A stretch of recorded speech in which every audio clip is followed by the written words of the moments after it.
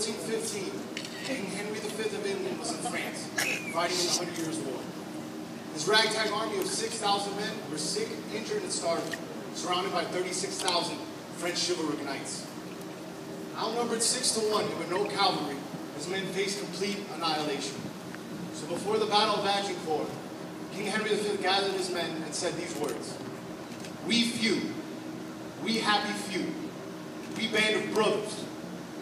For he today who sheds his blood with me will be my brother."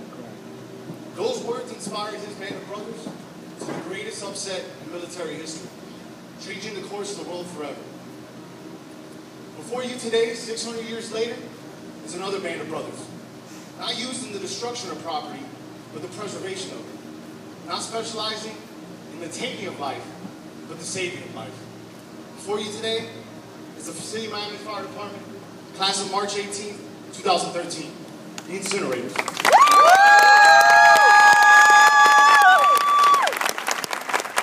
18th, 2013. That was the first day of our careers and the first day here at the training center. However, our mission started long before that. It goes back to 2009. We waited in a line for days, sleeping in tents just for a chance to apply.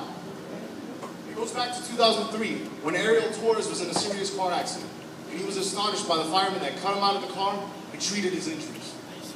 It goes back to 1999, when a young Roland Martin immigrated to this country from Cuba, chasing the American dream. It goes back to after Hurricane Andrew, when a young Ariel Herrera saw City of Miami firemen come to his neighborhood and extinguish a fire that had started in the degrees of the storm. It goes further back to the early 1990s when I was a boy. You see, when I was a kid, my favorite superhero wasn't Superman, it wasn't Batman, it wasn't even Spider-Man. My superhero was my dad. My dad didn't have any superpowers. Oh my God, he's gonna cry. He didn't have a costume, he had the bunker gear. That's what us Incinerators are. We're 30 ordinary guys and girls willing to do extraordinary things for the citizens in this community. So, 4 years ago when we got our test results back, we knew it was unlikely any of us would get hired, at least at first. But we didn't sit around waiting for something to happen. We went to work. Because the harder you work, the luckier you get. We earned EMT, state fire, and paramedic certifications. We took jobs in local hospitals and for private ambulance companies, learning new skills and gaining valuable experience.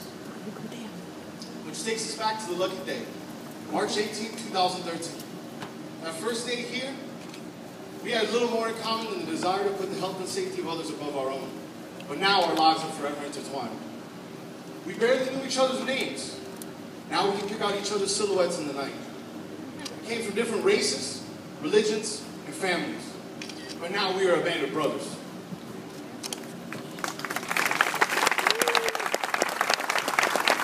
During our 24 weeks of training here at this academy, each and every one of us was pushed beyond our physical, mental, and psychological limits. Any fears we had, we faced head on, and we overcame. We were trained to enter burning buildings and save the property. We were trained to take someone who is clinically dead and bring them back to life. Both of these feats sounds like something out of a movie, but in fact, both have already been accomplished by members of this class on the floor. Ordinary people doing extraordinary things for the city of Miami. It would be a travesty today if I didn't speak about the tireless work put in each and every day by the training staff here at the training center. They've truly done an immaculate job in the time given to prepare us to best make a difference. And most importantly, they always emphasize safety, instilling great habits in us so that we can have long and productive careers. I speak for each and every one of us when I say we are forever in your debt. Without you, our accomplishments would not be possible. And after you guys are retired, it's pretty soon, the work will live on through us and the people that we help. Each and every one of us takes great pride in wearing this uniform and this patch. For 115 years, the Miami Fire Department has defended this city. The City of Miami Fire were the first to use fog nozzles and two-way radios in each truck. This department also revolutionized EMS and pre-hospital care. Miami medics were the first to communicate to doctors from the field and the first to send them EKGs of the patients via radio telemetry. The first person ever successfully defibrillated outside of a hospital was saved by City of Miami firemen. It is an honor and a privilege to carry on tradition. This department is truly a pillar of this community. Without it, it would crumble. Unfortunately, there are those that think we make too much money. There are those that think we barely work. Fire departments across the nation have taken significant pay cuts over the last few years. Well, the powers that be here, they may cut our pay and benefits, but no matter what, they cannot change the excellent level of service that the incinerators will provide to the citizens. 24/7, 365, for years to come. And most importantly, they can't take away the two most rewarding parts of the career. The reason we get up every morning. The citizen satisfaction, the patient satisfaction, and the brotherhood. What's a few dollars to a man looking you in your eye and shaking your hand because you helped his hurt son by treating the boy's injuries, giving him medication for his pain, and safely and efficiently transporting him to the nearest pediatric center?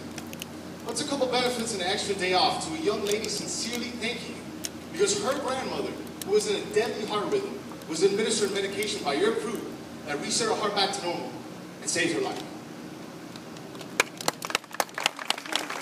Most importantly, they can't take away the brotherhood.